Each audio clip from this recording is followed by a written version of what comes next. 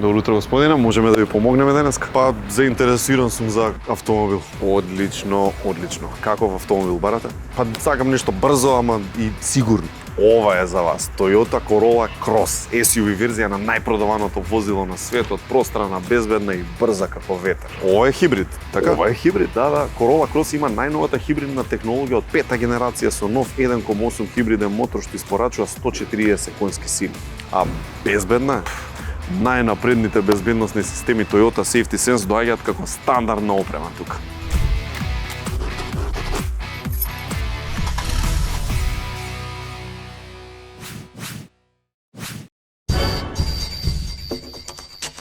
Rođen 5. marta 86. 93. primljen na dramski studio na MTV-u. Sa 12 godina dobio svoju prvu ulogu u jednoj poznatoj TV seriji za mlade. U 23. godini započinje svoj talk show, a sa 27 zapada u pakao alkoholizma. Kako se od tamo izvukao i što je bilo dalje? Zato smo večeras ovdje, u studiju Žarka Dimitriovskog.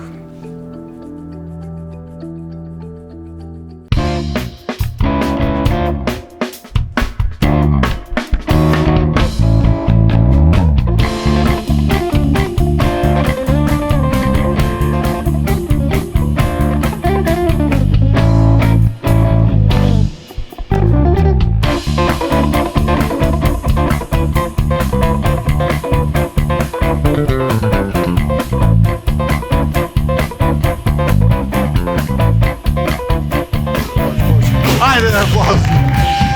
Publika! Ima publika!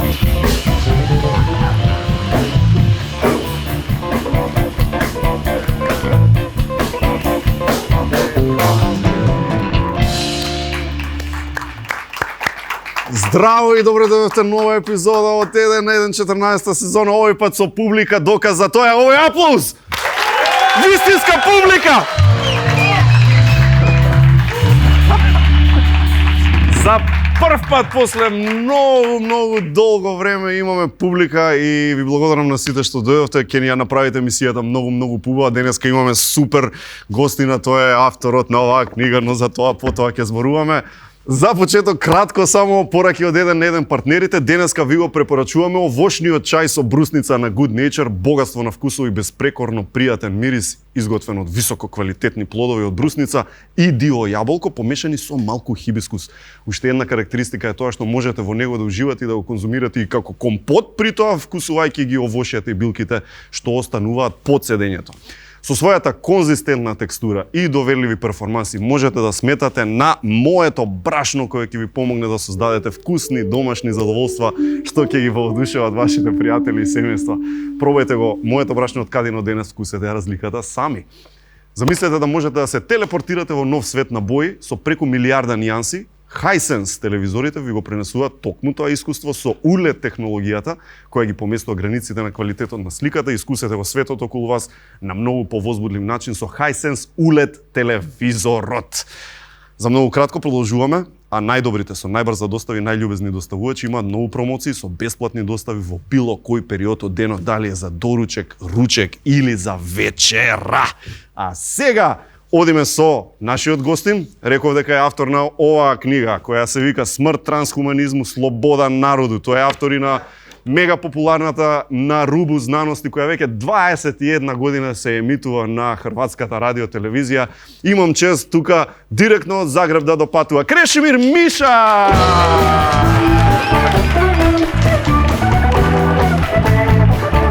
Крешо Миша! Кој е Крешо?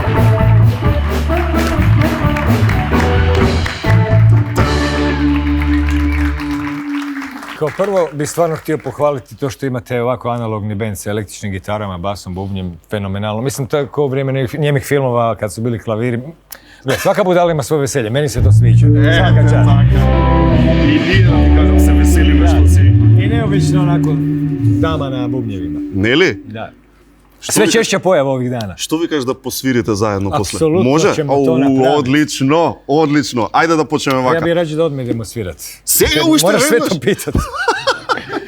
Ти ми само да свирим. Pa bi. Dobro, ajde, pitaj, ajde. Pa Ama- da možemo i svirat. Баш. Slušam. Смрт, трансхуманизм, слобода на народот, тоа е една од книгите, многу имаш книги напишано претходно, меѓу другото и Светла на небо, хронологија и истраживања НЛО, која ти викаш дека е една од најдосадните книги што постојат. Зошто така? Pa ja sam tu knjigu pisao da bude neka vrsta udžbenika za temu koja ne postoji na fakultetu koja ne postoji. Dobro. Znači, jednostavno sam si dao truda i sabrao sve što postoji o NLO-ima, što se istraživalo po razdobljima i poglavljima. Znači, sve primjere iz kameno doba, crteži po špiljama, stari vijek, citati, srednji vijek, opisi razni, naš leteći štitovi, novi vijek, leteće cigare, bitka iznad LA 45. takozvana. I onda poslije dolazi Roswell i onda poslije dolazi u vrijeme kad sam pisao knjigu u početku 21. stoljeća već puno tih razotkrivanja. U Čileu, u Engleskoj dokumenti se otvaraju, i puno mi jako u toj knjizi pomogao tadašnji suradnik, skoro 10-godišnji Giuliano Marinković, koji inače, ja bih rekao, najveći svjetski ufolog, sigurno uvijek je bio, jer on je, druga stvar, da, to svijet vidi tek kasnije, tako to je bio, ali on je jednostavno bio pedantan i nekakva egzotična poglavlja vezana uz brazilska, recimo, vampirska svjetla koja su ljudima sisala krv i tako dalje, nekakvi letjelice. Znači, tu sam sabrao sve i onda sam čak proučio onu konferenciju Disclosure, jer je tamo si mogao naći u svih tih 500 stranica mnogobrojne primjere, ali si baš morao tražiti, jer nije sve ušlo u onu videokonferenciju NLO koja prati rakete, to jest rakete ispucavaju vježbe, pa ih prate NLO-i, pa NLO-i u svemiru i tako dalje, tako bliže.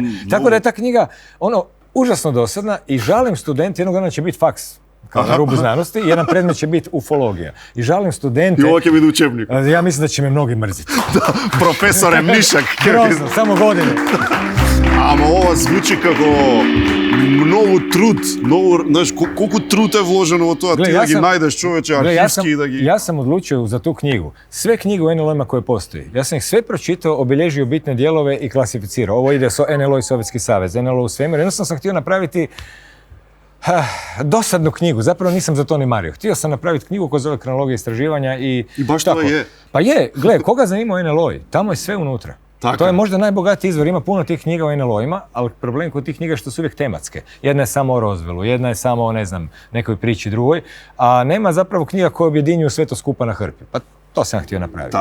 Така. И сега, ако човек го прочита сето тоа и види хронолошки сите тие sightings што се случиле, што ќе заклучи? Problem je u tome što se priča o NLO-ima ne zaključuje u ovoj materijalnoj stvarnosti, jer integralni dio te priče su i takozvane otmice, abductions. Dobro. A još je i ovaj poznati psihijatar koji je napisao knjigu Abduction, Human Encounters with Aliens, John Mack, dobitnik Pulitzerove nagrade, između ostalog, ne za tu knjigu, rekao da u stvari te otmice puno više nalikuju šamanskim iskustvima. Znači, neka kao izmijenjena stanja svijesti, samo što se iz šamanskih iskustava ti vraćaš i ne nedostaje ti majca, znaš, nemaš izgubljeno vrijeme i tako dalje. Tako da taj fenomen, čim ga dulje proučavaš, ti shvaćaš da ne možeš doći do odgovora. Nešto su svjetla. Nešto su svjetla koje se vide samo pod određenim tipovima snimanja.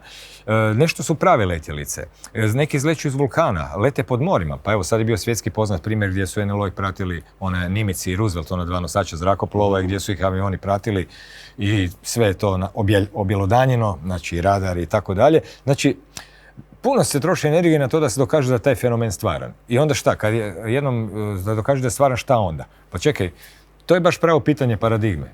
Ti kad hodaš po ulici, ti ne razmišljaš o tome da si živiš u svijetu u kojem lete NLO-i. A u isto vrijeme na meksičkoj televiziji u Dnevniku, evo zanimljive snimke, NLO sletio u vulkan. Znači, to je jedna situacija u kojoj bih rekao da se ignorira značajan dio stvarnosti. I onda učimo, joj, sami smo u svemiru, još nismo otkrili civilizaciju, čekaj malo, o čem se tu u stvari radi. Tako da je taj svijet NLO-a nekako jednostavno istinski se može reći neshvatljiv.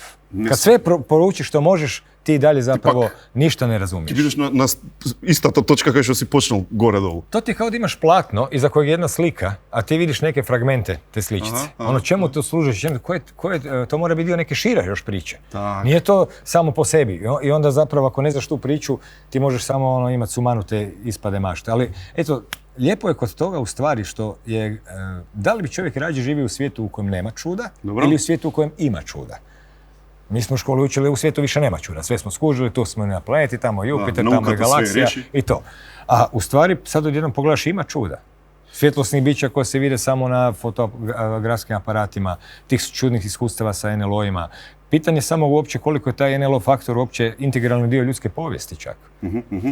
Možda sam nastanak civilizacija, kažu njihovi povezano. autori, pa sami sumerani kažu. Sad mi možemo reći, mi to prihvaćamo ili ne, ali to više govori o našim naočalama, ne o njihovim. Kad oni kažu, nas sumerane su stvorili naši bogovi Anunnaki da im služimo.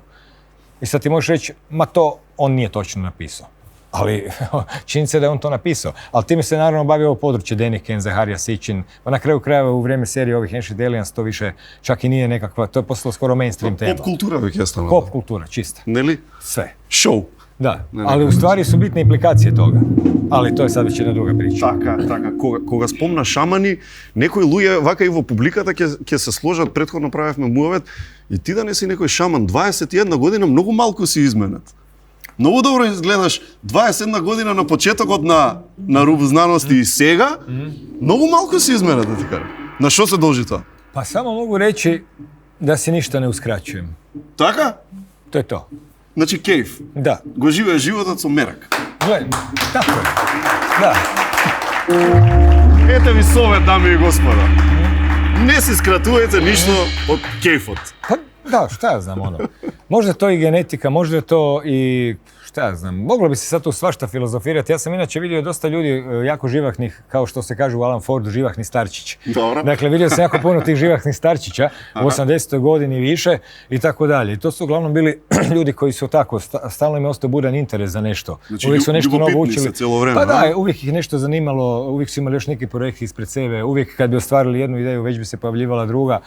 Ja zapravo ne znam. U stvari istina je da mi u stvari nemamo pojma ni zašto smo takvi kakvi jesmo, ni ništa. Tako ja isto ne znam. Ja osobno sebi ne izgledam isti, ali svi kažu kao da izgledam, pa dobro, ajde. Mislim, možda su oni upravo, možda nisam ja. Možda. A možda su u šumi. А може до задржување на детето во себе, нели вика дека ако го задржиш онака детската фантазија, љубопитност, па дури и верба во општо добро, дека тоа помага да останеш млад. Знаеш, mlad во духот, mlad и физички. Ja uopće ne mislim da postoji ikakav recept da bi čovjek trebao ostati mlad i čak ne vidim zašto bi uopće morao biti mlad. Aha. Pa kao prvo i onak će prije ili kasnije ostariti. Mislim, mi ćemo ovako i onak svi imati na kraju ko ima sreće 7, 8, 9 banki i nekakvi smežurani starčići i to ti je to. Da. Kužiš, i sad, ne znam što bi sad rekao o tome. Зашто би останал млад? Pa ne možeš, to pite transhumaniste. Така, тие тоа го сакаат. Oni ti nude vječnu mladost u cloudu. Да. Samo što neće biti tebe, ali nema veze. Хрватска, во Хрватска веќе 21 година спомнав оди на рубу знаности. Ај кратко околу емисијата на која што сме тука, ете сите фанови ние. Колкав ти ми ја работи? Ти и кој друг? Pa ovako, trenutno zadnjih par godina, možda nekih 10-ak, u sadržajnom smislu emisije sam ja sam. Dobro. Nemam to. Do prije 10 godina je bio dragocjeni suradnik i rekao bi ono ratni drug u tom smislu, čak Giuliano Marinković. U početcima dok je bilo puno priloga i svega bilo i novinara, kao da je nekakva kontrakcija. U zadnje vrijeme, eto, i naš Mislav Hudoletnjak, režiser, je nešto bolestan, tako da su ostale tu Jasna, koja je uvijek ona asistentica koja operira savršeno sa svim podacima, brojkama i svim onim što treba. Bez neja ništa. I Sanja, što? Bez neja ništa. Pa gledaj, kad se pojavi netko tko ne radi kao ona, onda tek vidiš da ne postoji ni jedna jedina stvar koja nije dovoljno vrijedna da ne posvetiš svu pažnju. Tako. Jer svaki, evo da je tu jedan kabel se pokvari, ne bismo mogli snimati cijelu emisiju. Apsolutno. Prema tome to. I naravno Sanja, već 21 godinu producentica koja pak se bavi svojim papirologijama. I to je to, ostalo su evo ekipe, kako se to se mijenja. Znaš, jedno su jedni kamermani, drugi rasvjete, ali u ovom sadržajnom smislu, u principu ja to nekako radim sam. Така, а кога станува збор за теми, како одлучуваш иднава недела? Која ќе биде темата? Pa gle, ništa ja tu ne odlučujem, ja tu ne mogu ništa odlučiti. Ja se 20 godina, kogod se htio me slušati, sam se uvijek žalio da nema više tema i to je bila uvijek ista priča. I ja postoji mjesto gdje ja mogu nazvat, kao radimo emisiju o biologiji, pa dobar dan, molim vas. Da. I da ne pričam o tom da sam u par navrata čak imao osjećaj da sam sve potrošio što može biti. Čak su i oni koji su odrasli na rubu znanosti, napisali knjige i već su bili par puta gosti pa su i oni ostarili. Znači, šta još? I kako se zove, u principu se teme jednostavno moraju događati. Ja sam u jednom trenutku shvatio da jednostavno postoji ta izraz kozmička tajnica koju ja koristim. Znači, kao nisi Kozmička tajnica, da, znači, kozmička sekretarica. Da, koji ti koristi stvari. Jednostavno shvatio, gle, ja tu ne mogu ništa. Ako će emisije biti, nek dođu teme. Ako neće biti, nek ne dođu. I što se zbiva? Odjednom mislim da ih više nema. Na neki čudan način se pojavi. Doduše, one se pojave ispred mene, ali ja ih ipak moram ući. Daj mi primjer. Pa evo, često puta su to ljudi koji sretnem na čudnim mjestima i zato recimo imam često predavanja. Dobro. I u stvari su ta predavanja koja su vezana uz knjigu u stvari na neki način integralni dio i same emisije Na rubu znanosti, jer sam što bi se moglo... Koji ti gi praviš, znači odiš na fakultet, Ne. To su ti razne knjižnice, kicovi, to su stvari promocije knjiga i takve stvari. Uglavnom teme, zapravo imam, to je već nekog vrst predavanja o transhumanizmu. I kako stigaš do gostima? Što se događa? Na tim mjestima ja srećem ljude. Znači, sretnem u jednoj šumskoj farmi čovjeka koji priča o samodostatnim zajednicama. Inače, ne bi znao da on postoji. I slušam što priča, jer ne bi ja ni znao šta je tema, a trebaš ti imati i gosta koji ti može iznijeti temu 50 minuta. I onda pričam i onda se dogovorim s njim, ili tako recimo je bilo slično za kriptovalute. Znači, neke ljude jednostavno sretnem i onda me ljudi pitaju gdje je ta akademija, gdje su ti genijalci. Nisu to, moraš ih sresti, ali moraš ih nekad, već sad vjerujem u stvari. Primjerice, dođem u knjižnicu, evo nedavno sam bio u Zadru i odjednom pojavi se neki čovjek i šta znam, odjednom ja vidim imamo iste teme, napisuje nekakve radove o kibernetici, sad smo u kontaktu i tako razgovaramo. Ili ne znam, dođemo u Sloveniju na Celje u knjižnicu na predavanje, bez veze 6 popodne za 50 penzionera ili kako to već bude u knjižnicama. I od neki dečko poslije, sad ispada Primožo Beržansko, sam već imao 3 emisije, ja sam imao kad emisiju u Klimatici. Ja velim nisam, ali od uvijek sam htio, ali ne poznam nikoga. Čak sam zvao jednog čovjeka, ali on veli, ja pitam jesi ti time baviš? On veli da. Ja ga pogledam, velim pa hoćeš biti gost u emisiji na tu temu. On veli pa može.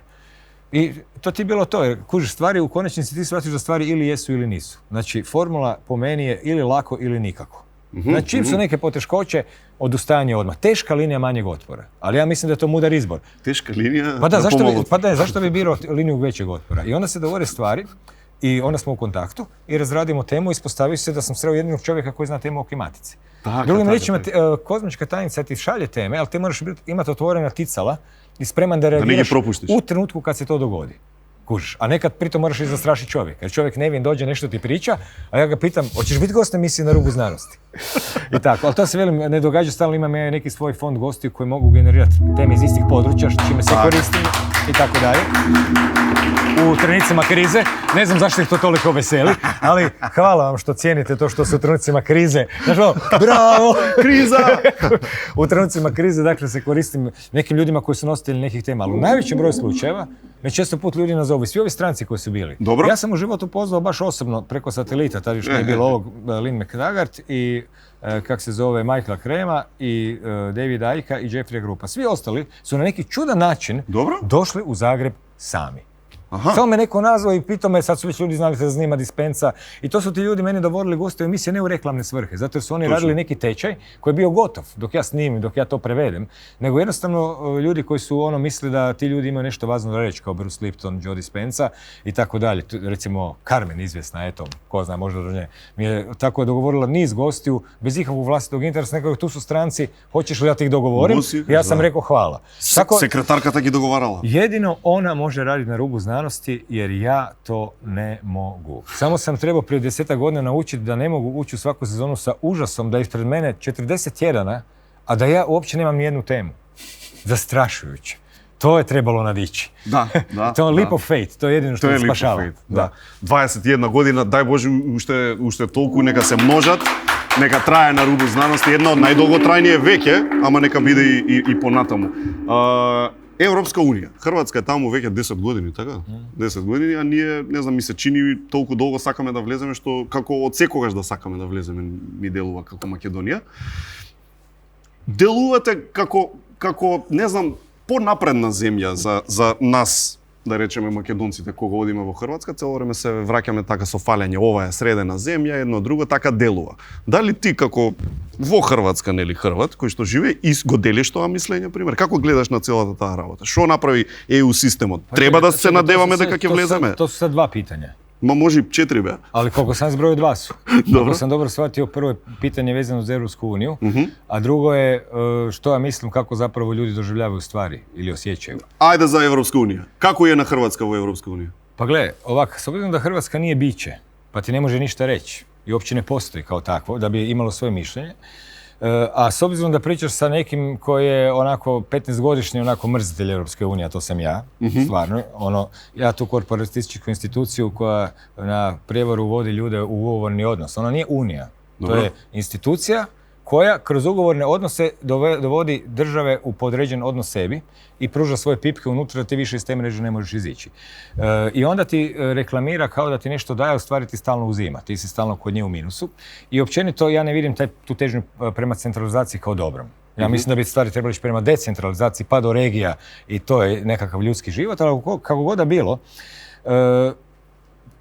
kod Europske unije je bitno to, ona ti u stvari ne poboljšava ni ne pogoršava život, ni na koji način. Dobro. Zato jer svaki standard u nekoj državi ili zemlji je naslijeđen desetljećima pa i stoljećima i on se jednostavno nasljeđuje. Znači, to je stara priča, južni je tužniji, znaš, ovi su bili pod Austrijancima, ovi su bili tu pod Turcima, ovi su malo više ulagali, pruge, ovo, ono i ta priča. I to su jednostavno razvijeniji krajevi, to se u povijesti inače proučava. Mislim da smo pričali pre neki dan o tom istraživanju, o talijanskom zašto je sjever razvijeniji nego jug, pa ispalo da zato je oduvijek razvijeniji. Znači, to nema veze ta priča nema veze s Europskom unijom. Ja osobno mislim da je Hrvatska jako dobro mjesto.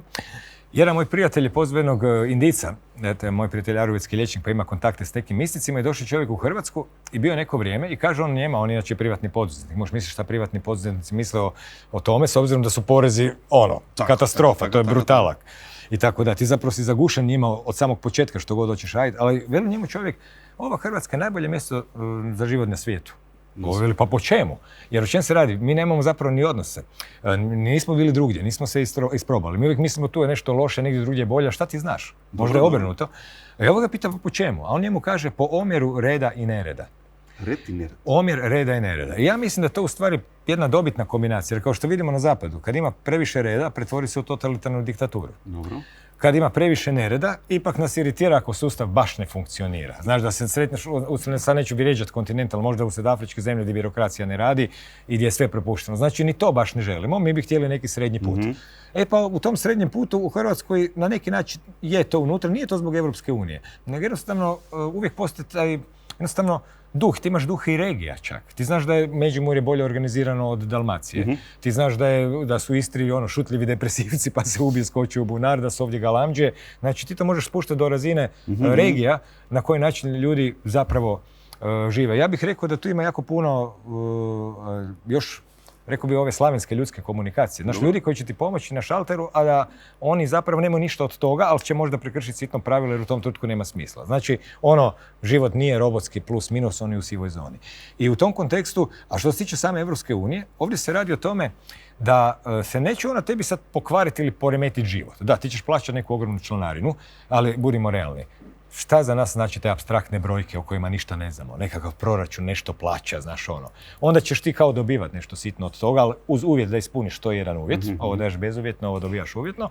Ali u konačnici će ti svakodnevni život biti onakav kakav ti je bio po naravi i kakvi su ljudi. Ljudi idu na plac, ljudi pričaju, ljudi idu na kavu. Neko ima sretnu sudbinu, neko ima nesretnu. Ovaj ima novca, ovaj nema. Ovom ko ima novca se čini da je život ok, ovom ko nema se čini da su svi siromašni i tako dalje. I Evropska unija to nema puno, ali problem kod nje je što si ti izložen svim njenim mjerama. A sad recimo u vrijeme pod krinkom ovih ratnih zbivanja, u isto vrijeme Svjetska zdravstvena organizacija od država dobila na pladnju ovlasti da ona budućom nekakvom epidemijom gospodari. Znači, ti si izložen, pogotovo s ovim, recimo, eurom, koji meni nikako da se naučim na njega. Kovanice su presitne, napojnica od 20 centi, odjednom nekakva novčanica od 50 eura. Ne paše nam na standard. 7,85 cena. Ma nešto čudno sve kužiš. Ali kako bi se reklo onako, sad odjednom svaka odluka koja se tiče eura vredi za sve koji imaju euro. Znači, ako neko kaže digitalni euro, gotovo. A recimo prije dok je bila kuna, i mada su vlasti u državama naravno davno profiltrirane i postavljene od tih istih nacionalnih institucija, ali oni ipak moraju zadovoljiti neku formu. Pa bi neki premijer morao neki sabor sazivati, hoće li biti kuna, euro, pa dogovarati, pa navlačiti, pa kao u vrijeme ulaska Hrvatske u Europsku uniju gdje je bila veliki strah od vladajućih da narod ne glasa pogrešno. Jer je izlaznost bilo pa 24% ljudi glasalo za izlazak u Europsku uniju. To ti je to. Oni su mijenjali Ustav. U Ustavu je pisalo prije toga da mora više od 50% glasača glasati da bi se ušlo u neku drugu državu. To je ona posljedica izlaska iz Jugoslavije, to se zvalo Tuđmanova tvrđava. Oni su promijenili to, tako da samo više od 50% onih koji iziđu na izbore. Da. I to ti svašta bilo. Ja se sjećam da na svu sreću pisao sam knjigu u jednom, zove se Dečko djebite u skokovima, u kojoj sam pratio na ovako dnevnoj razini te spinove i tako dalje. Ti si imao situacije gdje ti... sve? Nisam sve zapisao, nego sam pisao sam knjigu, pa ono što mi je bilo zanimljivo kao dnevnik vremena. Pa recimo čuješ ministricu vanjskih poslova koja prijeti umirovljenicima. Ovo je pitanje za glavu, neće biti mirovina ako ne glasate. I tako, i na kraju pogledaš situaciju, svi sindikati su glasali za Europsku uniju, svi biskupi su rekli da se glasa za Europsku uniju, svi u Saboru su glasali za Europsku uniju, svi, apsolutno sve skupine, i na što nas to vraća? Na princip Edwarda Bernaisa. Ako hoćeš vladati ljudima, vlada njihovim vođama. Drugim riječima, nevjerojatna unisona situacija na samoj političkoj sceni, a među ljudima uopće ne. Ali što se zbija? Većina ljudi nije to smatrala jako dramatičnim. Ona smatrala je to jedan tok koji jednostavno mora ići. I nisu viđali u stvari... To je patot. Da, nisu viđali u tome nekakvu prijetnju.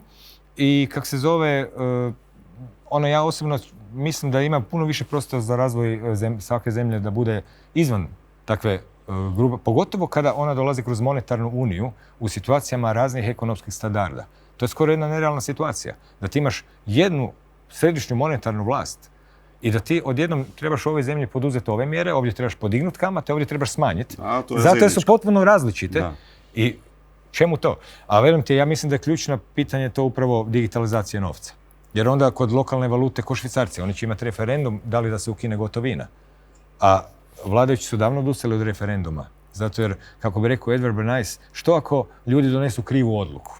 Sad sam među pitanje za koga krivu, ali dobro. Da, така е. Slučaj, da влеземе ние во Европска унија, па да ја смениме заедно внатре. 1909 година, петок 23 јули, пазарен ден во Скопје. Тој ден првата електрична светилка светнува во Скопје истата ноќ. Под бледата светлина на светилката, за прв пат во историјата на градот е видена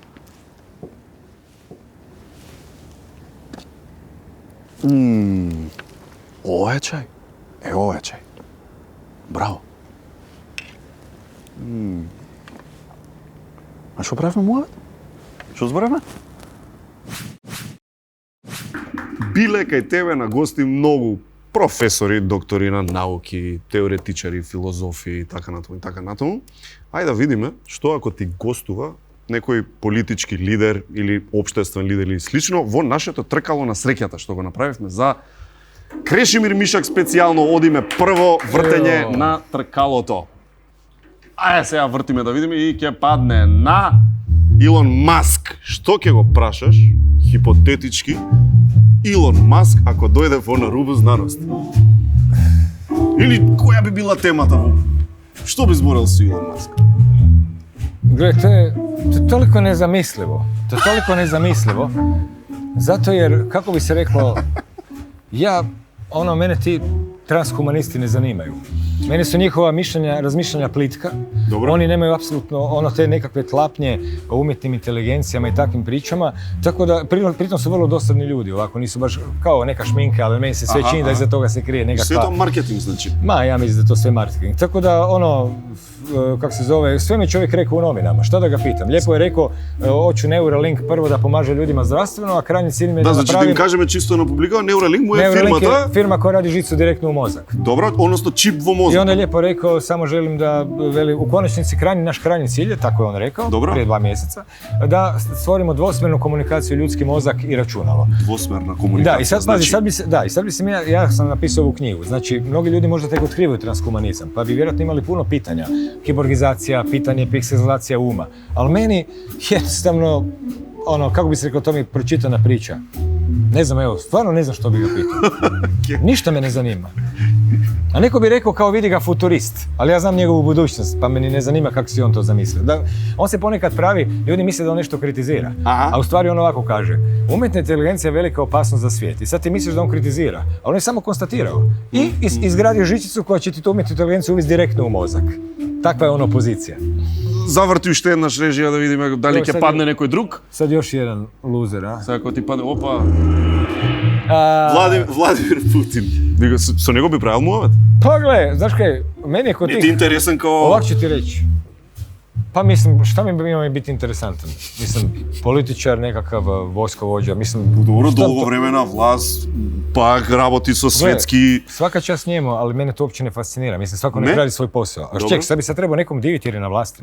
Ne moraš da se diviš, ama da budeš ljubopitan. Ja znam što bi pitao, recimo, Ruse. To me uvijek zanimalo. Postoje neke rijetke knjige, jer dosta ih nije prevedeno na engleski, a mi smo vezani uz engleski.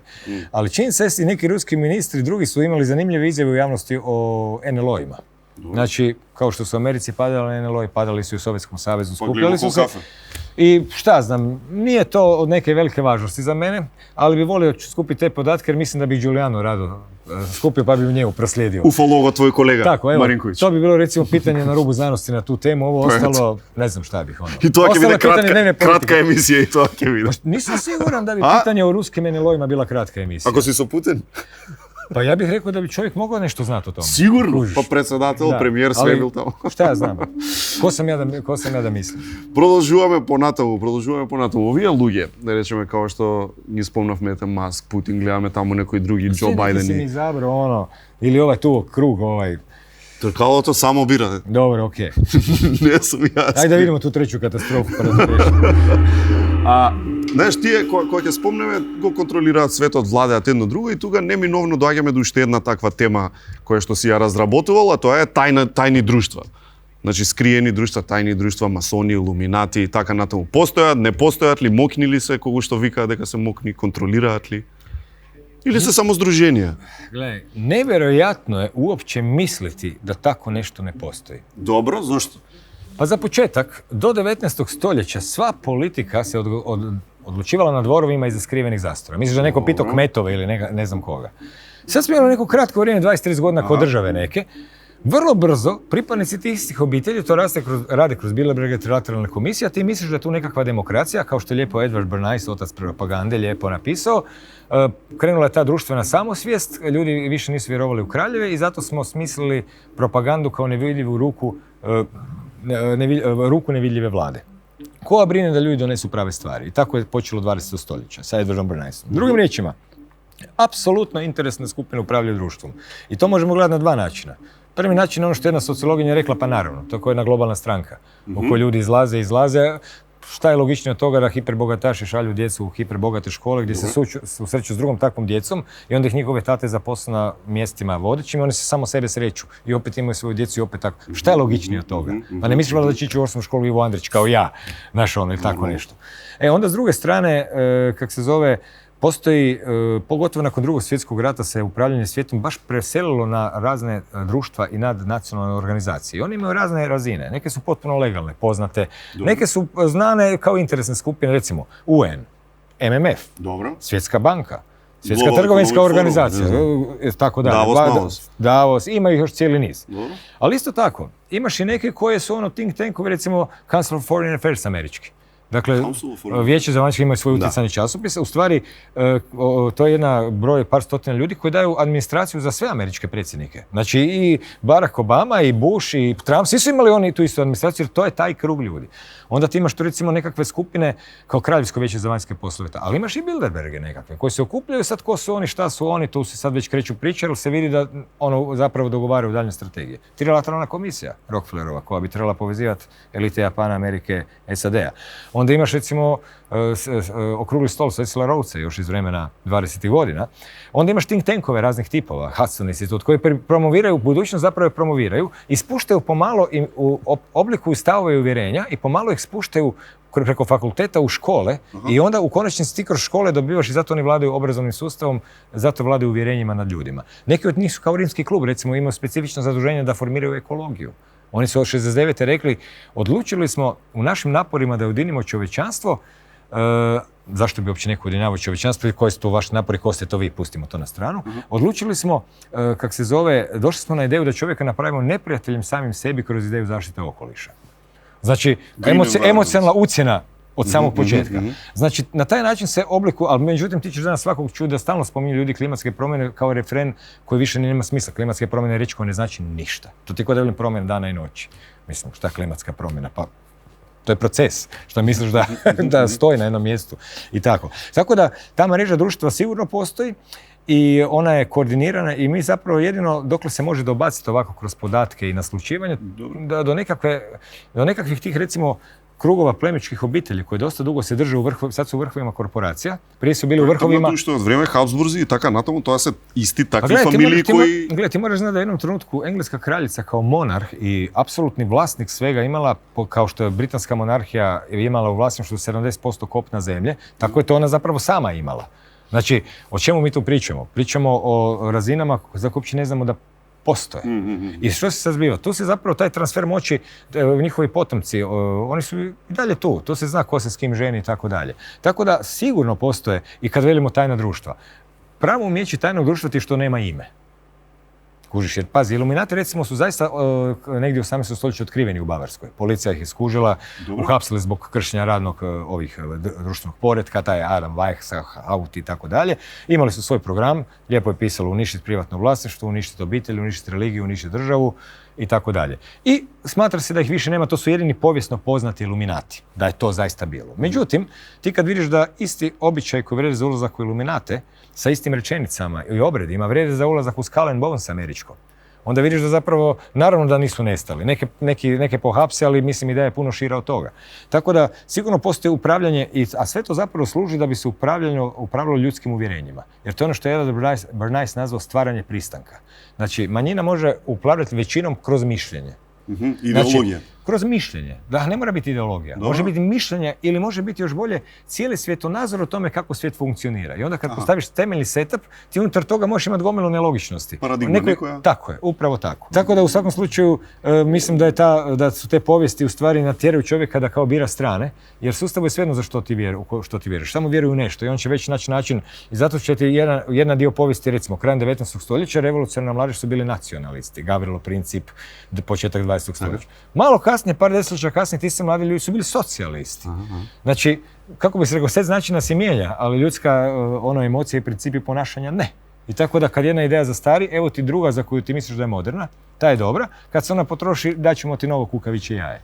A u stvari se radi o strateškoj igri globalnih razmjera koju tek transhumanizam otkriva njene dubine, jer se ovdje radi o pitanju reformiranja same biti što je čovjek.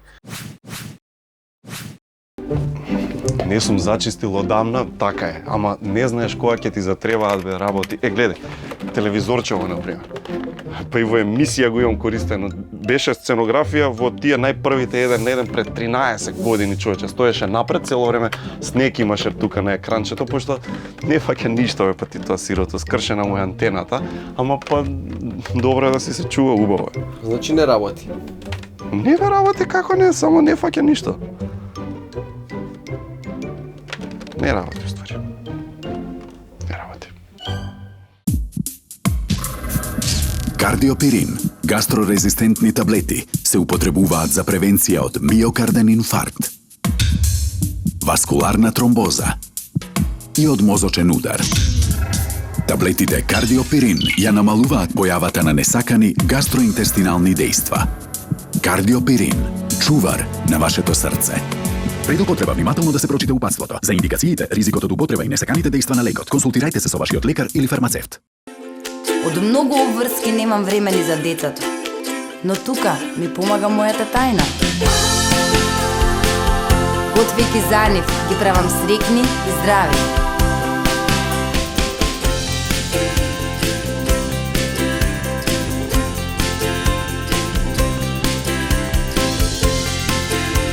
Ова е мојата причина поради која готвам. Која е вашата?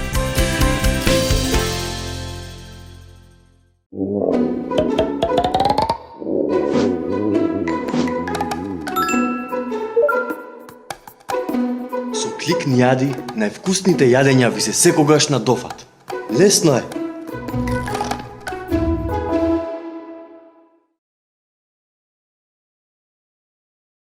Формулацијата Beauty колаген на Фармавитал содржи високо квалитетен хидролизиран колаген со луѓел, како и витамин С, хијалуронска киселина, боровинка екстракт и дополнителни витамини и минерали.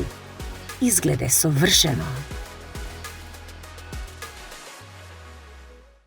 Ми треба брзо, лесно, сигурно лесно, пари на број, без губење време, без чекање стој, да завршам работа кој 1, 2 и 3. Со секој кредит до 31 март има шанса за нов кафемат, лесно како песна. Ем први, ем брзи, ем најдобри, ем кеш. Од чисто до ултрачисто. Секогаш совршено чисти и суви садови со новата генерација Ultra Clean машини за миење садови. Од Горење. Горење.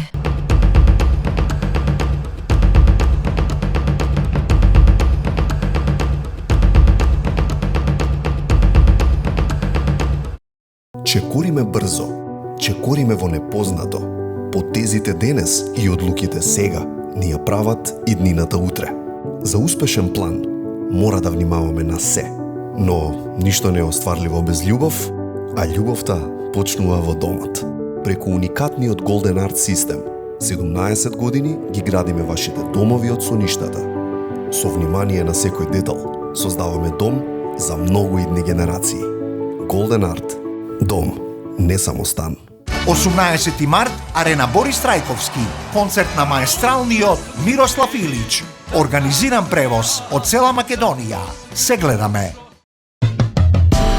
Март, месец на ботокс во ординација доктор Анчевски. 20% попуст на сите третмани со ботокс. Јавете се и закажете термин 02 321 6608.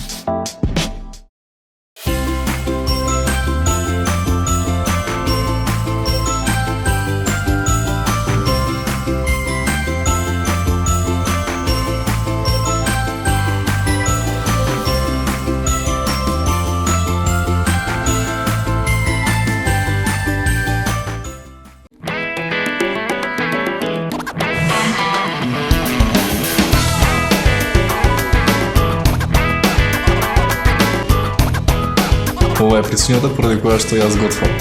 Која е вашата?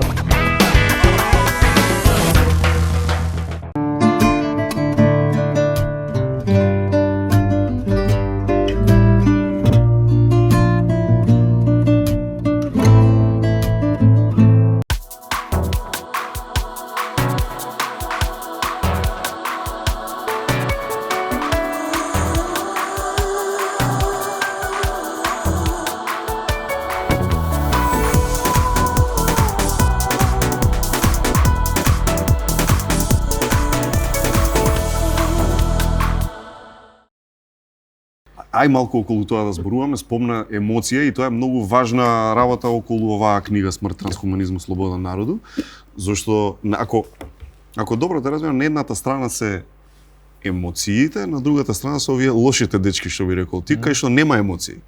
Така? Да. Значи, која е целта на трансхуманизмот у кратки црти? Па глед, овако. Која е крајната онака цел? Овако, тај одговор ќе бит кратак, али ипак у паре разина. Добро. Jer kad bi ja samo skočio na njega, onda bi to bilo malo. Dobro, on ima kako svoju nivoa, priču. znači? Pa ima je. Dakle, s jedne strane se transhumanizam prikazuje kao znanstveni napredak koji se spontano događa, nenamjerno.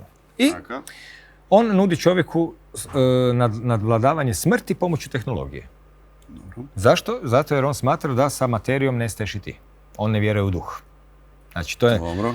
No, transhumanizam je dakle društveni pokret, jer on mijenja društvo.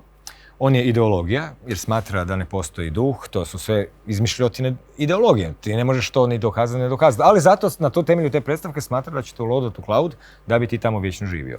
Во кратко само трансхуманизам е спој помеѓу човекот и технологијата, односно компјутерот, ај така да кажеме, така? За да сваќаат u stvari sama reč transhumanizam samo znači nadilaženje čovjekovih ograničenja. A ovo je tehnološki transhumanizam, jer možemo imati organski transhumanizam, to je vježbanje. Ja isto mogu biti prvi čovjek koji je pretrčao maraton brže od svih ako sam vježbao, ali to je druga priča. Dobro. I sad taj transhumanizam u stvari dovodi pitanje ljudske čovječnosti, ti se moraš ugraditi u kompjuter. Znači on je društveni pokret, ideologija, čak i religija, zato jer se bavi pitanjem nadilaženja smrti, obećava uskrsnuće mrtvih. Religija? Pa čista religija, u cloudu, oblak, gdje je Bog na oblaku i tako dalje. I sad što se zbiva i sad se čini na izgled da on tehnološki obećava iz nekih svojih altruističkih razloga. Za dobro. Da, kao ono, eto, imam krivu pretpostavku, ali radim najbolje što mogu na temelju toga što znam. Kao nema duha, pa ću ja sad riješiti problem. Ali čim ti dulje gledaš i slušaš što ti ljudi pričaju, ti vidiš da oni grade nešto nalik makroorganizmu. gdje bi ljudi trebali biti nešto kao zombi stanice. Jedan je znanstvenik rekao da žele napraviti mrežu mozgova, da bi ona bila kompleksna kao neuronska mreža, da bi tamo bljesnula svijest.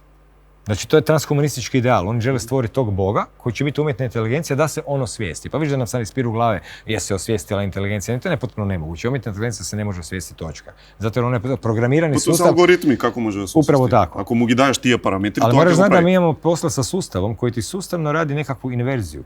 Znači, on kao da ti sve duhovne principe inverzivno preslikava na materijalne. I to je taj jedan twist zbog čega je transhumanizam i filozofija, ideologija, a u stvari se svodi konačno na pitanje što ti on to uzima. A uzimati svrsishodni rad za početak. Jer on se ne zna šta će sa masom besposlovnih ljudi kad je sve robotizirano, ajmo im u metaverzum dati čips, nek sjede na školjci kao u onom filmu Idiokrasi. S druge strane, uzima odnose s drugim ljudima. Ti ćeš biti zatvoren u kući kao preko nekog Skype-a spojen s nekim i tako dalje. Zahtjeva od čovjeka da se cenzurira u jedan sustav predvidljiv, održivost, znači sustav nemanja, idemo sve reciklirati, sa idejom da sustav bude jako dobro i održiv, naravno sa svojom idejom nemanja, ali to je problem sustava, ali čovjek se mora u tom kontekstu cenzurirati. Znači, najbolje je u tom smislu pročitati krajnje ekstremne romane, recimo Jevgenij Zamjatin, roman Mi. Da vidiš u kom smjeru to ide. I sad se nameće pitanje ko u Orwellu 84. Zašto on je čovjek nesretan? Ima posao, ima stan, ima televizor, mnogo bi to htjeli. Dakle, čovjek treba promjenu, a ne biti dio kotačić u stroju. A transhumanizam je kao robotizam. Статистиките, пример што велат дека живееме у доба со оваа технологија, нели? Модерново доба, кога имаме најмала невработеност и стандардот, односно сиромаштијата е на најниско ниво во историјата. Тоа не е така или? Pa gledaj, nisam siguran... Tehnologijata vela дека довело до тоа. Gledaj, nisam siguran da je siromaštvo ili bogatstvo jedini kriterij života. Evo, ispričat ću ti priču, zato jer mi je, evo, prije neki dan smo imali predstavu u Murskom Središću, ovo s Robertom Kurvašom, Pizza s krešom koju radimo, i bio je tamo jedan čovjek koji je rekao da oni žive u selu, u Međimurju, tamo negdje, rekao da su oni 66. dobili struju. I rekao je da su oni živjeli u klasičnoj međimurskoj kući, ravno jedna kuhinja, lijevo i desno soba. I rekao je da je on imao, da mama, tata i njih 4 brata ukupno. Ali da su s njima živjela još 2 obitelji takve. Znači, tu si ima 15 ljudi, 20 mi danas rekli da je to nemoguće. On veli, ja se sjećam samo potpunog sklada, mira, tišine, ujutro se budiš sa suncem, ideš spavati, veli, sve se pokvarilo, pazi da kažem, kad je došla struja. Odjednom je struja produžila dan i sve se nekako pošemerilo. Znači, mi smo se sad na to naučili. Mi smo se rodili u to kao što će se naša djeca roditi u kompjutere. Onda je rekao, a onda se uvijela još groznija stvar, došao je radio. I odjednom buka ovo ono i ti se tako to gledaš, ti zapravo se trebaš pitat, jer ja mislim da je budućnost čovjeka da bude duhovno bogatiji, a materijalno siromašniji. Jer takav je... ležimo to, spored tebe. Duhovno pobogat, materijalno da, jer pazi, činjenica jest da je taj sustav današnji uspio proizvesti više hrane nego ikad u povijesti. Potpuno su pravi oni koji kažu da ne treba kritizirati moderni sustav jer proizveo ogromnu količinu hrane. Ali u isto vrijeme proizveo ogromnu količinu nezbrinutih ljudi na svijetu. Od dana pričamo o gladnih, bez doma, ono što se nije moglo događati u izvornoj ljudskoj zajednici. Evo, zapitaj se jednu stvar. Zašto u Americi ima toliko ljudi pod mostovima? Ja sam se uvijek pitao gdje su imam rođaci, gdje vam je brat, sestra, tata, mama. Kužiš, pa nije da ovdje nema ljudi koji ne propadnu. Pa halo, bing, znaš nazoveš prijatelja. Gdje je ta međuljudska povezanost koja ti u stvari ti je onda jedan jastuk koji će te uvijek štititi psihološki i tako dalje. Pa da, drugim riječima... Kaj im se bliski? Pa to ti je budućnost transhumanizma. To je u nordijskim zemljama već ostvareno. Ljudi umiru, niko ne zna da su umrli. Jer im je osiguran maksimalni luksus, to ti je kao ono kakav ti je san, kad bi mogo cijelo popodne čilat, ležat, video gledat, ješ čipsi tak stalno i da nemam financijske brige, da ne moram na posao. Da li to zaista želiš? To je pitanje. Be careful what you wish for. Upravo tako. И па една од поубавите работи во животот е музиката. А ти си музичар цел живот. Hakuna Matata je tvoj bend koji traje koliko godina? Pa ne znam se, u bespućima povijesne zbiljnosti je izgubljeno kad je on točno nastao, jer se on transformirao iz jednog drugog benda. Dakle, to znam u nekom trenutku kad sam pomislio da je mogli ime promijeniti. Jer si ti imao jedan poznati američki bend koji, ja ne znam, koji je mijenjao bend prije svakog nastupa, jer inače ne bi mogli dobiti gažu za sljedeći koliko su bili loši. Znači, promijenili su 20 imena. A isti od bend? Isti. Tako da smo mi u nekom trenutku, to je bilo na prelazu 20. u 21. stoljeće, sigurno, zato jer znam da su na prve dema... Si je izdana tajnata, 19. vek si kaža... Da, tako. Tako da jedno 20 godina. Postoji mi, kao što kaže citat grupe Bulldozer na ploči jednoj, kaže, naša karijera sastavljena od uspona, padova, pa još dubljih padova. Ке чуеме песна од Hakuna Matata, што се вика Мисао. И е многу добра. Тај е од последниот албум. Je, taj naš 5. album, mi smo izdali 5 albuma. Mnogo dobra pesma. Moram reći Mnogo ljudima tekst. da ako ih zanimaju Hakuna Matata, pazi ovo, ja sam u životu svirao u bendovima, osim Fantomi, koji se zovu Građani, Virusi i Hakuna Matata. Sve 3 riječi, ako danas ukucaš u internet, dobijaš gomilu sadržaja, nemaš naći bend. Nema šansi. Nema, pazi, ukucaj virus, nema...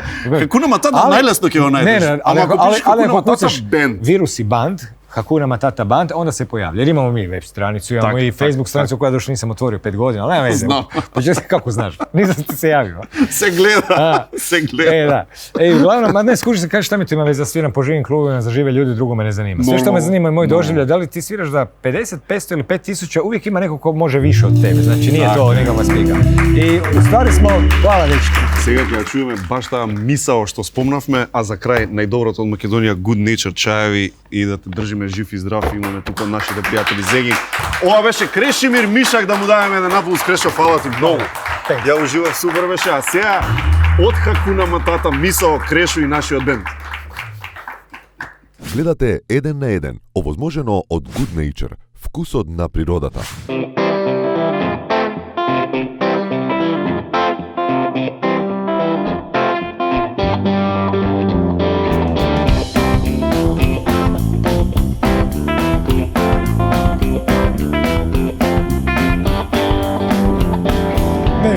Više smisao, kada dođe misao, ne želim više pratiti je one. Želim samo sjediti, ispred sebe gledati i da mi bude sve jedno za sve.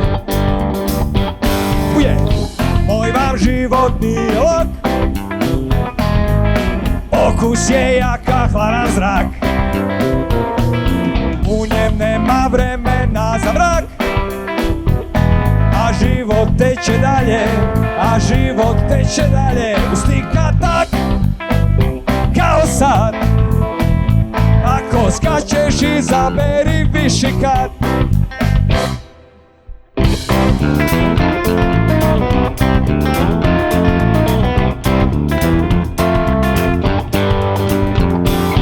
Kada dođe misao, uvijek sam pokisao, ubediram se 100 na sat.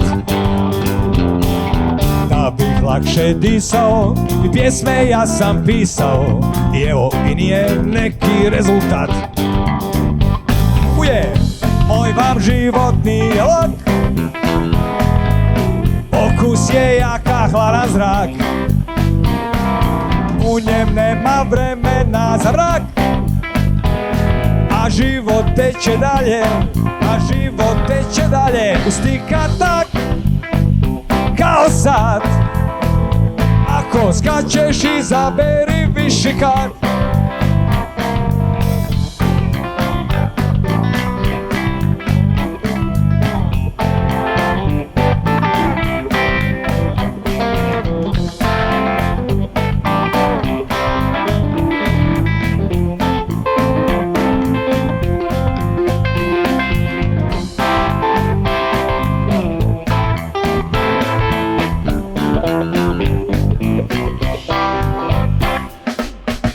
Dođe misao, svijet je nesuvisao, nerazumljiv, stojan skroz.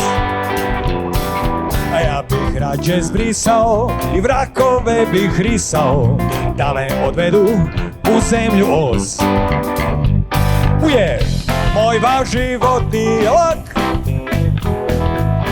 okus je jaka hladan zrak. What the fuck? U njem nema vremena za mrak. A život teče dalje, a život teče dalje, ustika tak, kao slab. Ako skačeš, izaberi višikat. A život teče dalje, a život teče dalje, ustika tak, kao slab. Ako skačeš, izaberi višikat. Ako skačeš, izaberi višikat. Ako skačeš, izaberi višikat.